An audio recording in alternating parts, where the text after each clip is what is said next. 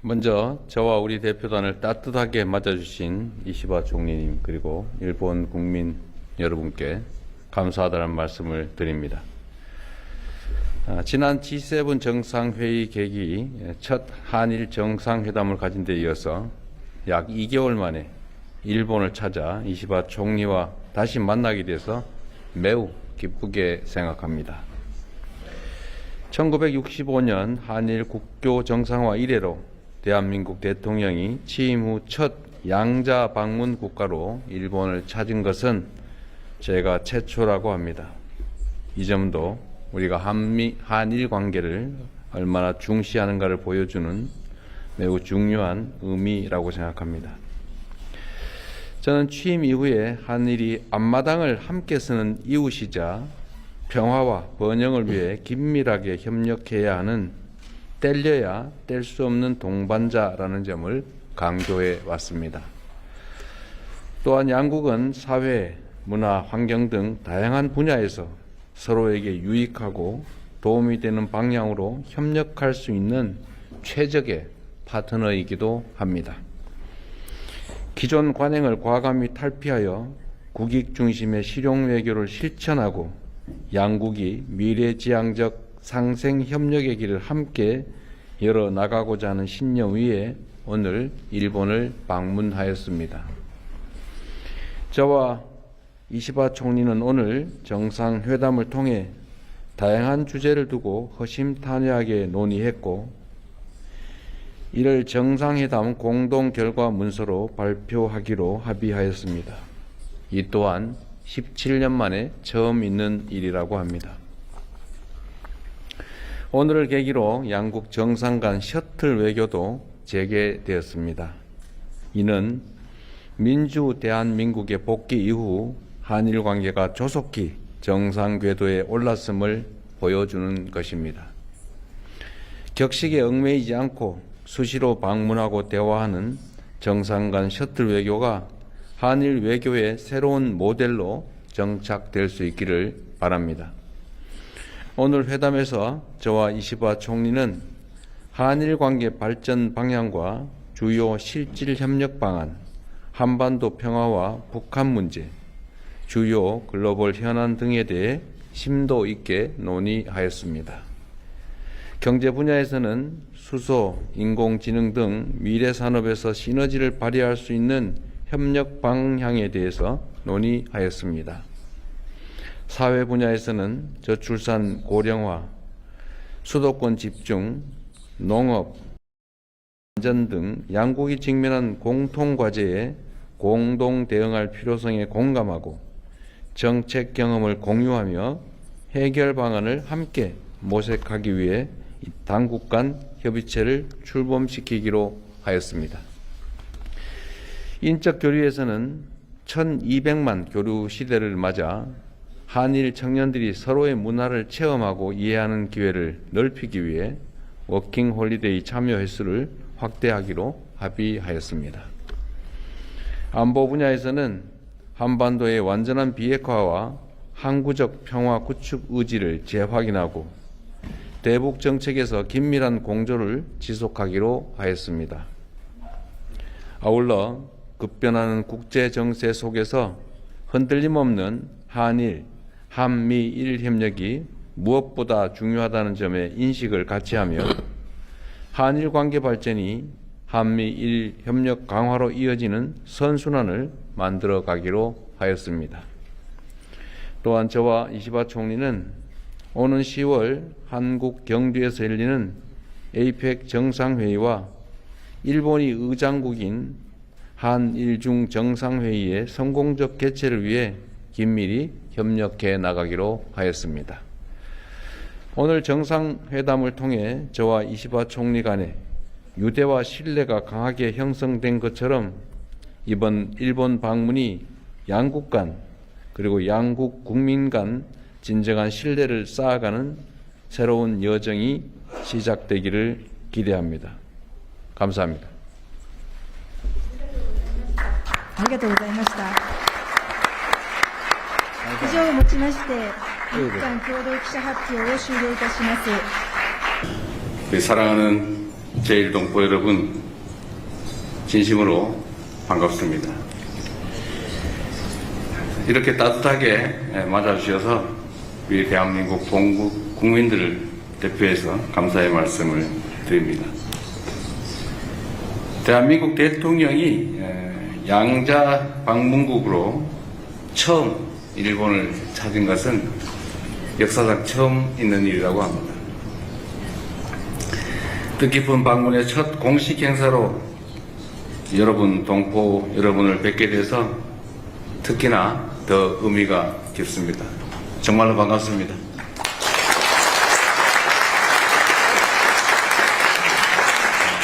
최근 80년 광복절을 맞이해서 순국 선열의 숭고한 희생을 떠올렸을 때 특히 마음이 쓰였던 분들이 바로 제1동포 여러분들이십니다.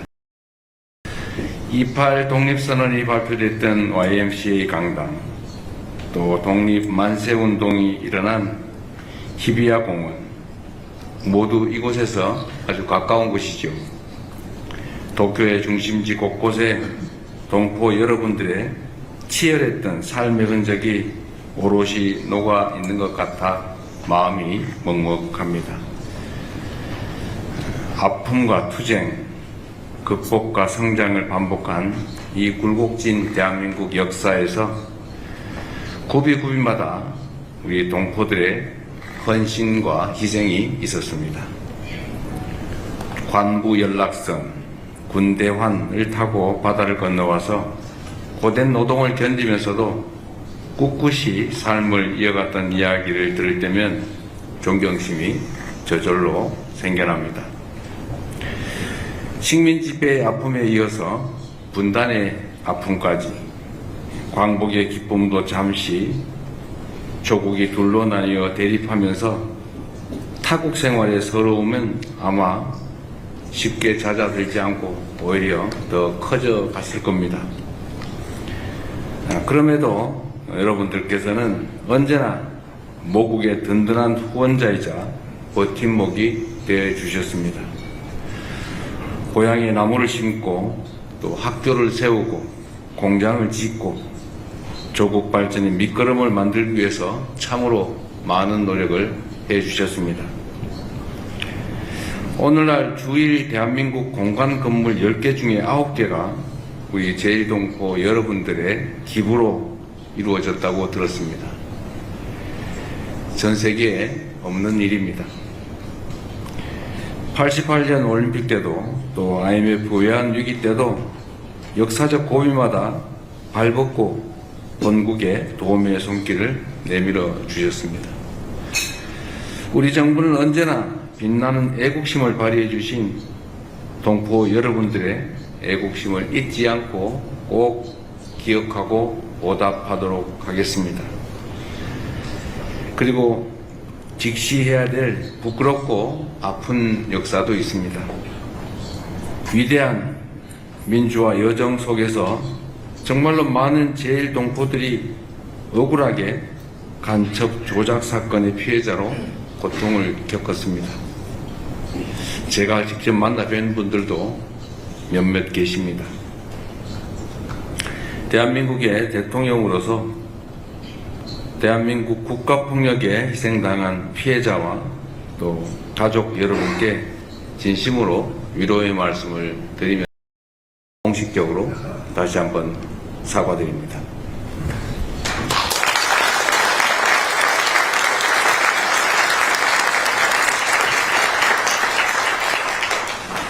(100년) 전 아라카와 강변에서 벌어진 끔찍한 역사, 그리고 여전히 고향 땅에 돌아가지 못한 채 일본 각지에 흩어져 있는 유골들의 넋을 결코 잊지 않겠습니다. 다시는 반인권적인 국가폭력이 벌어지지 않는 나라다운 나라, 국민의 안전한 일상을 책임지는 부강한 나라를 만들기 위해서 최선을 다하겠다는 약속을 드립니다. 동포 여러분께서 견뎌내신 그 긴 세월의 우여곡절을 넘어서서 한일 관계가 새로운 미래를 향해 새롭게 나아가고 있습니다. 마당을 같이 쓰는 이웃이라는 말에 걸맞게 연간 1200만 명의 한국인, 일본인들이 상호 양국을 오가며 교류하고 있습니다. 1965년 2억 2천만 달러에 불과했던 양국의 교역 규모는 2024년 기준으로 772억 달러, 약 350배로 늘어났습니다. 국경을 뛰어넘는 문화 콘텐츠로 양국 청년들은 하나가 되어가고 있습니다. 신오쿠보는 한국 문화가 넘쳐나는 도쿄 최대 한인타운으로 거듭났다고 하고, 오사카 이쿠노구 코리아타운은 연간 200만 명이 찾는 명소가 되었다고 들었습니다. 떡볶이, 김밥, 삼겹살, 치맥은 이제 더 이상 한국만의 음식이 아니고 일본 청년들은 K-뷰티와 K-팝으로 한국을 배우고 느끼고 또 체험하고 있습니다. 양국 국민이 서로 신뢰의 마음을 나누며 서로의 삶을 풍부하게 채워주는 한일 관계의 새로운 역사, 동포 여러분이 만들어주신 빛나는 성과라고 생각합니다. 다시 한번 존경과 감사의 마음을 표합니다. 흔들림 없이 두 나라의 가교 역할을 해주고 계신 여러분들이 계시기 때문에 앞으로도 한국과 일본 양국이 더욱 두터운 신뢰에 기반해서 더 큰 협력을 이루어낼 수 있다고 확신합니다. 사랑하는 동포 여러분, 어떤 고난과 역경 속에서도 우리의 말과 역사를 후대에 전하여 한민족으로서의 정체성과 존엄을 고귀한 헌신을 꼭 기억하겠습니다. 여러분의 빛나는 활약이 다음 세대까지 이어질 수 있도록 동포 사회의 다양한 목소리에 귀 기울이고 필요한 지원을 아끼지 않고 확대해 나갈 것입니다. 국민의 생명과 안전을 지켜야 할 국가의 기본 책무, 동포 여러분도 결코 예외가 아닙니다. 우리 정부는 국내 체류 해외 동포는 물론이고 해외에 계신 우리 국민, 동포 여러분의 안전과 권익 보장에 각별한 주의를 기울이며 모두 함께 잘 사는 나라, 국민이 행복한 대한민국으로 확고하게 나아갈 것입니다. 모국에 대한 성원과 지지에 다시 한번 감사 말씀을 드리면서 여러분의 긍지와 자부심이 더욱 빛날 수 있는 자랑스럽고 든든한 조국, 대한민국을 만들어 가겠습니다. 고맙습니다. 일본을 출국하는 것이고, 예. 자, 미국에는 언제 도착했어요? 현지 시간으로 8월 24일 일요일 오후 3시 50분이고요. 우리 시각 오늘 오전 4시 50분에 도착했습니다. 미국 워싱턴 DC 앤드루스 공군기지에 도착을 했고요. 미국 현지 시각으로 25일 오전에 또 정상회담이 열릴 예정입니다. 발음 뭉개지는 건 저의 전매 특허인데. 제가 천천히 합시다. 천천히. 엽죽지 않으셨는데 정상회담을 얘기를 해가지고. 네, 자, 귀국일은 언제입니까? 네, 귀국일은 28일 새벽에 귀국합니다. 자, 일정은 그러합니다. 자, 일정은 그러하고 우리 정상회 교수상 처음으로 미국보다 일본을 먼저 갔는데 일본 언론이 이재명 대통령은 초강경 반일일 거라고 예상들을 했었어요. 네. 대선 기간에 그래서 뭐라고 표현했냐면 반일 몬스터. 예. 그렇게 표현했어요. 반일 몬스터라고. 그도 그럴 것이 이제 일본 언론이 그 전에 정치인 이재명에 대해 가진 인상은 조중동, 종편, 예를 들면 중앙일보 통으로 번역돼 가지고 일본 야후에 계속 올라갑니다. 조선일보도 그렇고. 그리고 윤석열 정부가 만드는 이미지 그런 걸 기반으로 한 거거든요. 그러니까 전강훈 지지자들의 네. 이재명에 대한 인상과 크게 다르지 않죠. 그러면 괴물이지. 그렇게 이해하고 있다가 막상 대통령이 되고 나서 말과 행동을 자기들이 이제 직접 접하게 되니까 이런 사람이었어? 그런 분위기예요 지금. 뭐 열광까지는 아니어도 이런 사람이었어? 이재명 대통령 취임 이후 첫 번째 외신 인터뷰가 이번 방일 앞두고 요미우리 신문하고 인터뷰였거든요. 요미우리 많이 들어봤죠. 네. 사장이 직접 와서 했는데 의료 치면 조선일보예요. 조선일보만큼 노골적이진 않아도 여기도 정치적 장난 좀 치는 곳인데. 근데 요미우리가 지면 8면을 터가지고 이재명 대통령과 인터뷰를 굉장히 자세히 실었고 다른 일본 언론들도 일본 특유의 주제 하나 새로 꽂히면 막 다들 달려들어가지고 파고드는 일본 특유의 이재명 기사를 굉장히 많이 쏟아냈습니다. 지금 쏟아내고 있고. 근데 이제 그 내용을 이제 대체로 보면은 이념보다 실용을 중시한다. 일본에 대해서 자기들 예상보다 훨씬 개방적인 태도다. 라며 즐거운 놀라움 뭐 이런 식의 표현을 합니다. 잠시 후 후사카 교수님하고 자세히 얘기할 텐데.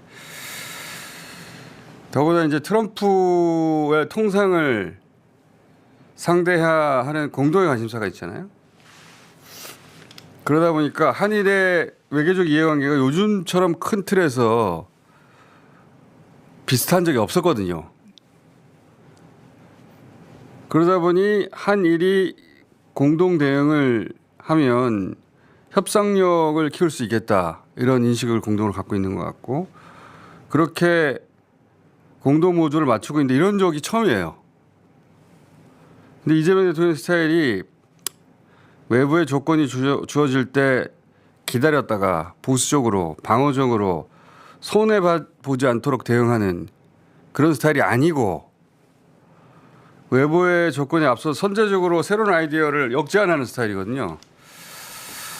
그래서 한일의 이 새로운 관계도 이재명 대통령이 지금 주도하고 있는 게 아닐까? 일본에서 우리 먼저 오라고 한 게 아니라 이재명 대통령이 우리 먼저 갈게 라고 해서 이 새로운 관계를 열고 있는 게 아닐까? 그렇게 보이는데 전. 그런데다가 그 이시바 이재명 이시바 둘 다 비주류였어요. 오랜 세월. 네. 비주류 정치로 시작해서 어렵게 정상에 올랐거든요. 그런 정치적 역정에 있어서 유사성도 있고 그럼 할 말이 많죠 서로. 그리고 이시바 총리 개인의 성향이 이재명 대통령과 합이 잘 맞을 정치인입니다. 그 아베 전 총리는 그 전에 관심이 없어서 잘 몰랐겠지만 이제는 가버려서 관심 안 가져도 되지만 말이 굉장히 공허하고 입만 열면 거짓말하는 정치인이었어요. 거짓말 아주 밥 먹듯이 한다고 아베를 키운 그 보모가 인터뷰한 것도 있는데 거짓말로 연기를 굉장히 잘하는 극우 정치인이었다면 이시바는 정치인으로서는 드문 스타일인데 지식인 스타일입니다. 지식인 타입.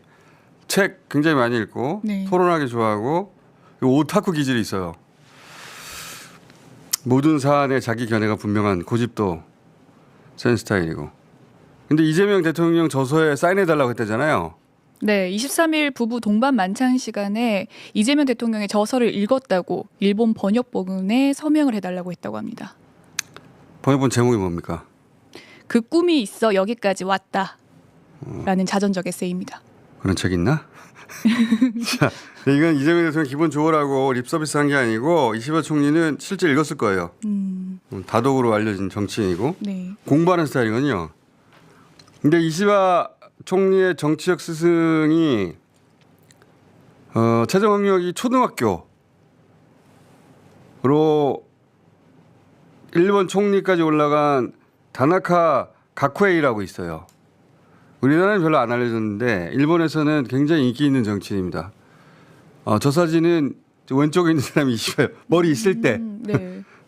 젊었을 때 이시바인데 오른쪽에 저 사람이 다나카 가쿠에이인데 저 사람 때문에 이시바 총리가 정치에 입문했다고 말을 해요. 근데 이재명 대통령이 그 다나카 가쿠에이와 비슷하다고 일본 언론들이 얘기를 합니다. 이재명 대통령도 학교는 초등학교가 나왔잖아요. 그리고 검정고시로 들어갔지 않습니까? 그런 점에서 비슷하다고들 하거든요. 그런 모든 점들이 복합적으로 작용해서 지난 98년 김대동 오부치, 한일 관계를 얘기하면 김대중 오부치를 항상 얘기하게 돼 있습니다. 이때가 하나의 변곡점이라고들 말을 하니까. 네. 근데 이제 그 이후로 한 번도 없었던 과거사에 대한 통절한 반성과 사죄라는 문구를 이번에 공동 발표문에 담았거든요. 그 대목을 다시 한번 읽어봐 주세요.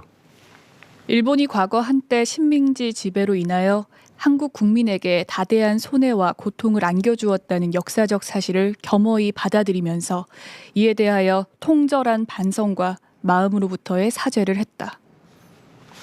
이게 김대중 오부치 선언문 거의 그대로 가져온 거예요.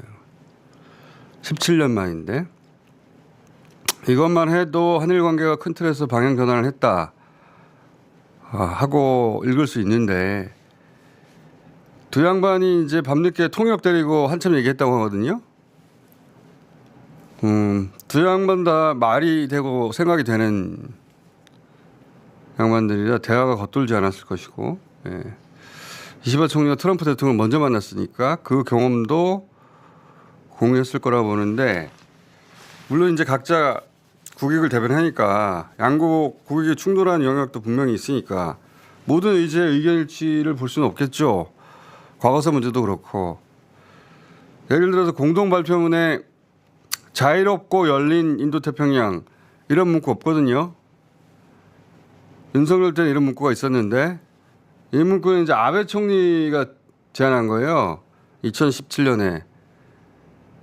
그걸 트럼프가 받아가지고 지금 미국이 계속 떠들고 있는데 한마디로 말하면은 중국 포위 전략입니다. 일본이 이 얘기를 계속하는 이유는 중국 포위 전략에 있어서 동아시아는 우리가 맡을게.